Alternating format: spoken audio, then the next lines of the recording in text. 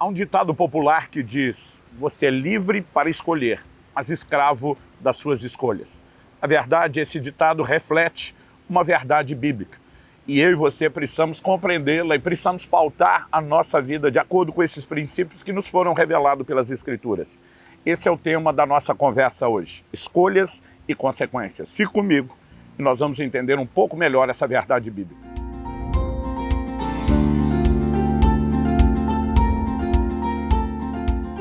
Estou hoje no Lago Hernani José Machado, na cidade de Lucas do Rio Verde, Mato Grosso, passando para trazer mais uma palavra ao seu coração.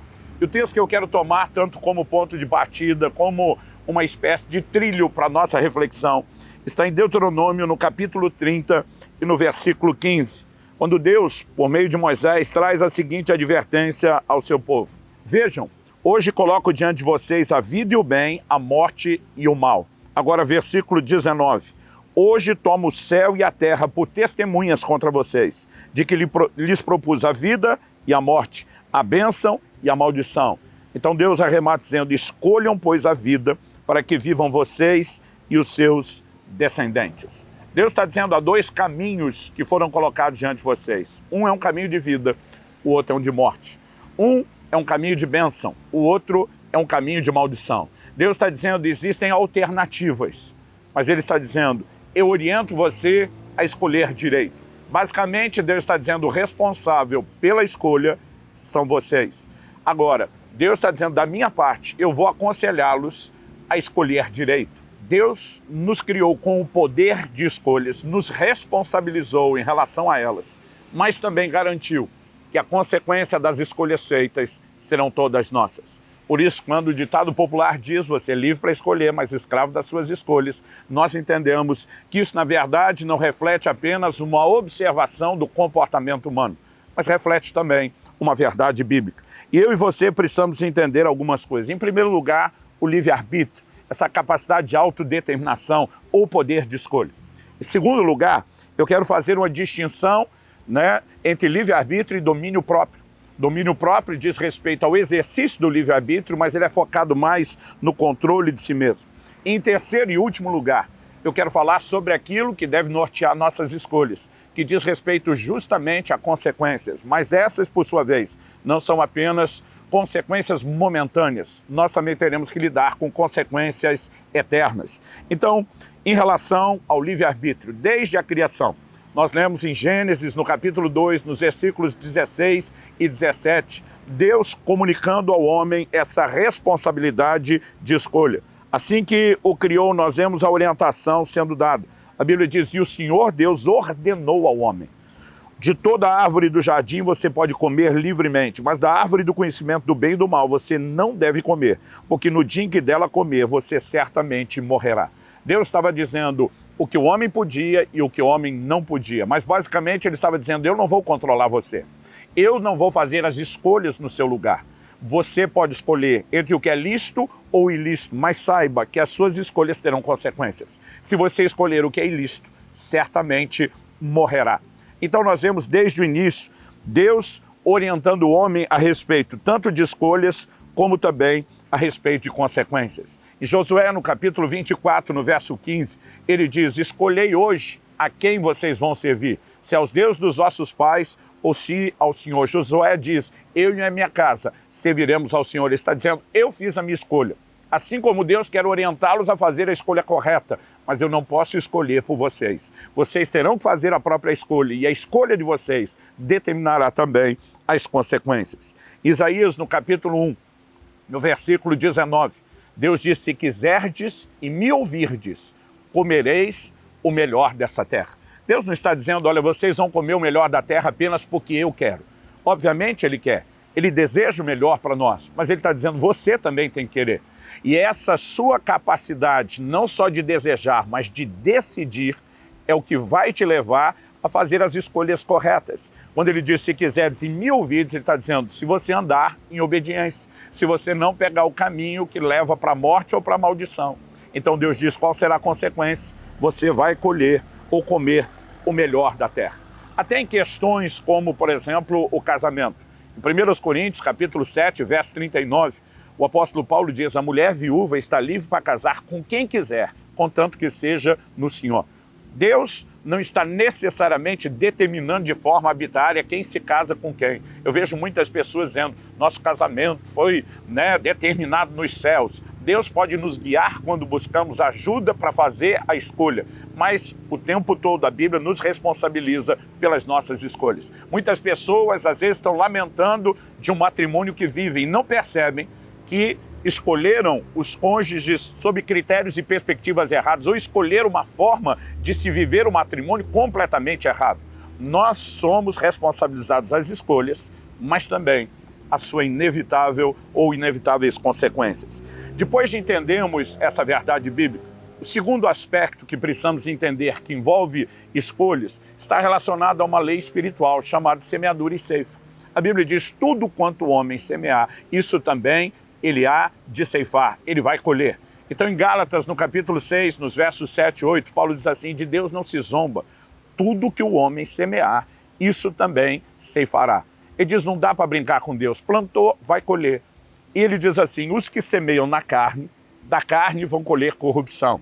Os que semeiam no Espírito, do Espírito vão colher a vida eterna. Ou seja, quando a Bíblia fala sobre corrupção, ela está relacionando isso com o pecado. Mas quando ela fala sobre semear no Espírito, Paulo distingue carne e Espírito, falando de velha e nova natureza.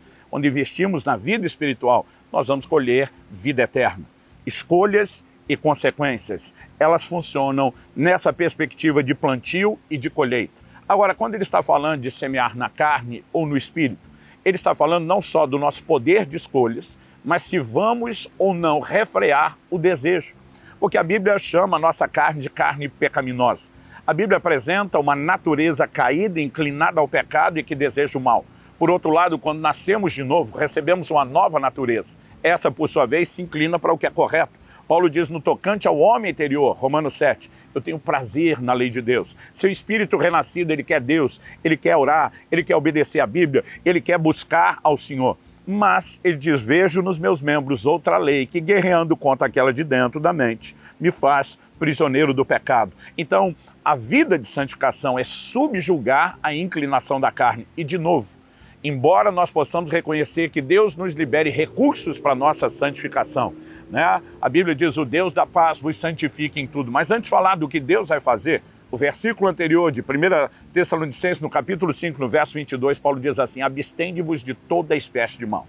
Nós somos responsabilizados a exercer aquilo que Deus nos comissionou primeiro para que Ele possa nos auxiliar depois. E subjugar a inclinação da carne, o exercício do domínio próprio, é a expressão do livre-arbítrio, mas é também direcioná-lo a conter o desejo, a evitar o caminho que conduz à morte ou à maldição. Em Gênesis, no capítulo 4, no verso 7, quando Caim estava ruminando no seu coração pensamentos de maldade, Deus o advertiu e disse, o pecado jaz à tua porta e o seu desejo será contra ti. Mas ele diz, mas a ti cumpre dominá-lo. Deus estava dizendo, olha, o pecado está te rodeando, ele está na porta, ele está querendo entrar, ele vai trazer estrago, caos, tragédia, mas é sua responsabilidade fechar a porta, é sua responsabilidade dominá-lo. Essa verdade não pertence apenas ao Antigo Testamento. Nós vemos esse próprio dilema retratado por Paulo em Romanos, no capítulo 7, e o como nós somos direcionados a fazer a escolha certa. Quando entra no capítulo 8 de Romanos, que é a continuação do pensamento, no verso 5 Paulo diz, os que se inclinam para a carne, cogitam, pensam das coisas da carne, mas os que se inclinam para o Espírito, cogitam, pensam das coisas do Espírito. Ou seja, você será controlado por aquela natureza a qual você se inclina mais. Em Gálatas, no capítulo 5, nós lemos a respeito do fruto do Espírito, que entre as suas características carrega a expressão domínio próprio. Agora, seja falando de livre-arbítrio ou de domínio próprio, acredito que o que eu e você precisamos entender diz respeito às consequências. Cada um de nós vai responder por suas escolhas e por suas ações. Em 2 Coríntios, no capítulo 5, no verso 10, Paulo diz, importa que cada um de nós compareça perante o tribunal de Cristo, onde seremos julgados por meio de tudo aquilo que fizemos por meio do corpo. A palavra de Deus fala sobre prestação de contas. A palavra de Deus fala sobre juízo, julgamento das nossas ações. Em Hebreus 4,13 a Bíblia diz, não há criatura que não seja manifesta na sua presença. Está falando da presença de Deus. Pelo contrário, todas as coisas estão descobertas e expostas aos olhos daquele a quem havemos de prestar contas. Haverá prestação de contas. Quando entendemos que escolhas geram consequências, e essas consequências não são apenas aqueles resultados imediatos, mas aquilo também que teremos responder diante de Deus, isso deve trazer ao nosso coração temor e também sabedoria. Sabedoria para as escolhas corretas. O apóstolo Paulo diz em 1 Timóteo, no capítulo 5 e no versículo 24, os pecados de alguns são notórios mesmo antes do juízo, mas os de outros só se manifestam mais tarde. Deus não vai descobrir e recompensar tudo de forma imediata, não pelo menos de forma completa. Algumas coisas serão expostas antes do juízo futuro, mas outras só serão descobertas depois. Mas o ponto que não se pode discutir, haverá juízo e haverá consequência das escolhas. Em Mateus 7, de 21 a 23, Jesus fala de pessoas que profetizaram, no seu nome, curaram enfermos, expulsaram demônios, mas no último dia ele vai dizer, apartai-vos de mim, eu não vos conheço, vocês praticam a iniquidade. No último dia, consequências que se manifestarão por toda a eternidade. A Bíblia diz que nós não podemos ser devassos como Esaú, que por um prato de lentilha vendeu seu direito de primogenitura. Esaú cometeu uma devassidão espiritual, mas falando de forma prática, ele foi inconsequente, ele não mediu as consequências, mas elas estavam lá como resultado da sua escolha. Ao olhar para as Escrituras, também vemos gente que fez escolhas corretas, como Moisés, que renunciou aos prazeres do Egito, porque estava de olho naquilo que ele experimentaria dentro do plano e do projeto de Deus. Que você faça as escolhas corretas e que você também possa colher as consequências delas. Deus te abençoe.